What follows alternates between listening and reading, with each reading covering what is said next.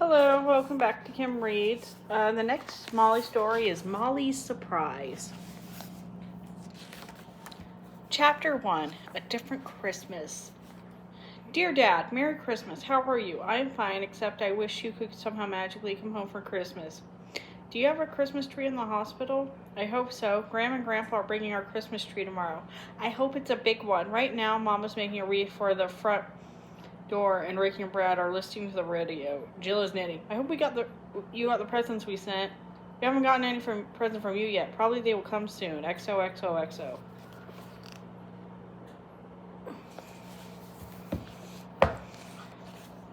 Hey, I don't think you should write that. Molly stopped making X's and O's on her letter and turned around. Jill was behind her, lounging across Dad's armchair, her legs dangling over one arm. She was reading the letter over Molly's shoulder. Write what? Asked Molly. Part where we haven't gotten any presents from him. Why not? Jill swung her legs up and down. Because, she said in a very patient voice, Christmas is only 4 days away. By the time he gets the letter, Christmas will be over. If he didn't send us any presents... But he did. I'm sure he did, said Molly. Dad will never forget to send us Christmas presents. Jill continued, if he didn't send us any presents, he'll feel bad when he gets your letter. By then, it will be too late for him to do anything about it. And if he did send us presents, he'll feel bad because we never got them. She turned to her mother. Don't you think I'm right, Mom? Mrs. McIntyre was tying a big red bow on the pine wreath. I think it's Molly's letter, and she should write whatever she wants to write. Jill shrugged. She started to knit it again. Brad piped up. Maybe Dad's present was on a plane that got shot down by the Germans and drowned in the ocean. That's possible, said Ricky. Ricky considered himself an expert on fighter planes. Those guys try to shoot down anything that flies. He took aim with an imaginary machine and fired at an imaginary plane. Pow, pow, pow. Brad looked at his mother. Will the Germans shoot down Santa's sleigh? Of course not, said Mrs. McIntyre. She rumpled Brad's hair. I'm sure Santa will get here safe and sound. I hope so, said Brad, and I am sure hope he brings me a shoulder chat and a real canteen. We'll just have to see what Santa brings, said Mrs. McIntyre. She stood up and took Brad's hand. Come on, you can help me hang the wreath on the door. Then it's time for bed. Tomorrow is a big day. Grandma and Grandpa are going to bring us our Christmas tree.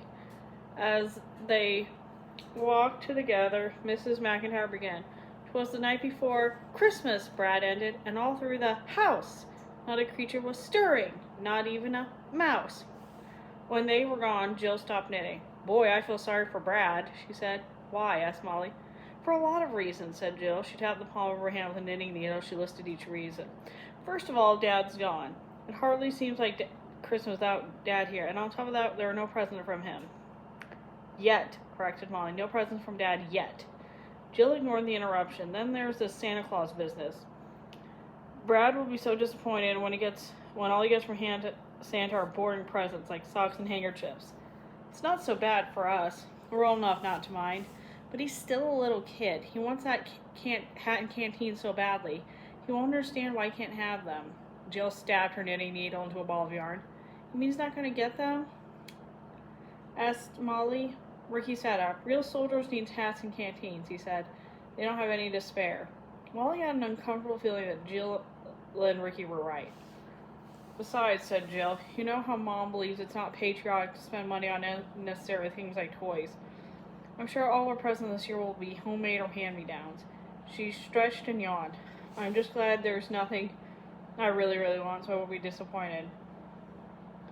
But that's not true, said Molly. You really want a skating hat like the one you're making for Dolores, don't you? Sure, said Jill. So I've been saving my babysitting money to buy one for myself. I know that's the only way I'll get it. It's child to expect surprises this Christmas. But remember what Dad used to say, said Molly. There are always surprises at Christmas. This Christmas will be different, said Jill. This is wartime. There just won't be any surprises this year. We have to be realistic.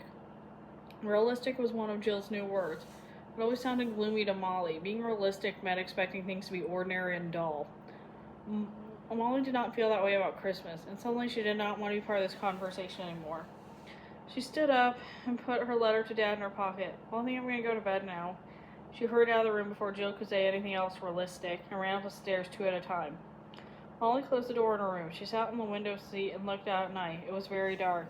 The black sky seemed to push up against her window. There were no stars to pin up where it belonged. Molly hugged her knees to her chest and thought about what Jill had said. She knew Jill was right about one thing at least. It would be a simple Christmas. She should expect practical presents, things she really needed rather than things she had dreamed about. Molly hugged her knees tighter. She didn't need the present she wanted more than anything else. A doll. Not a baby doll, but a doll she could have adventures with. Jill would say it was childish and unpatriotic to expect something as unnecessary as a doll. And Molly knew it was certainly unrealistic to hope for a doll. But she couldn't help it. She couldn't stop hoping that by some magic, some Christmas magic, a new doll would be under the tree for her on Christmas morning. She couldn't stop hoping that magic would bring them something from Dad, too. Because Dad loved Christmas. It was his favorite time of the year. Right after Thanksgiving, he would bring singing Christmas carols. Sometimes he would change the words to make Molly laugh. He would sing, "Deck the halls with boughs of holly, fa la la la la la la. 'Tis the season to be Molly, fa la la la la la la la." Every year, Dad made funny presents too and wrapped them in green tissue paper.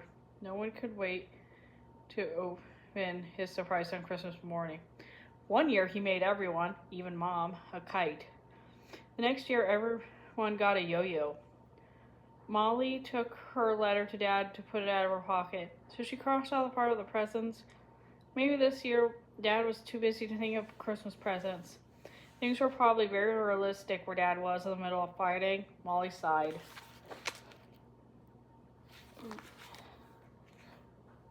Just then, there was a knock at the door, and Molly's mother poked her head in. Her head was covering her eyes. "May I come in, or is this Santa's workshop? I don't see any presents before I'm supposed to." Molly smiled. "It's okay, Mom. All my presents are already wrapped and hidden away." Mom sat down on the window seat. "You're just like your father. His presents are always wrapped and ready before anyone else's." "Not this year," said Molly. "I'm beginning to think maybe there won't be any presents from Dad this year. Maybe it's wrong to keep hoping." "Now, Molly, don't tell me you've given up on Dad." "I don't know," said Molly slowly. "I want to think that a present will come, that there is enough time for Christmas," but Molly sighed and looked at her letter to Dad. This Christmas tree she had drawn was a little cockeyed, but Jill says we have to be realistic. She says the war has made this Christmas different.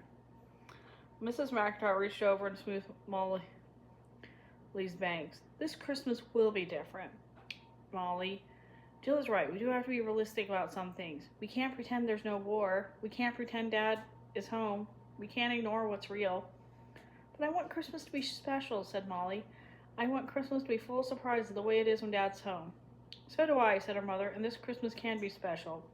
But it'll be up to us to make it special. If Dad can't be here to make our surprises for us, we'll just have to make them for ourselves." She grinned at Molly. "I think everyone in the McIntyre family is pretty good about making surprises. I know I have a few surprises up my sleeve, and I bet you do too." She leaned over and gave Molly a quick kiss on the forehead. "But it's never wrong to keep hoping for things to happen, Molly, especially at Christmas time. That's what Christmas is all about. Hope." As she turned to close the door before her, she said, "Good night, dear. Don't forget to brush your teeth before you go to bed." "Good night, Mom," said Molly. She leaned her forehead against the cool window pane. There was no stars to wish on, so she closed her eyes and made her wish deep inside herself. "I hope Dad's presents come, and I hope there will be lots of wonderful surprises this Christmas." And that's the end of that chapter. See you later.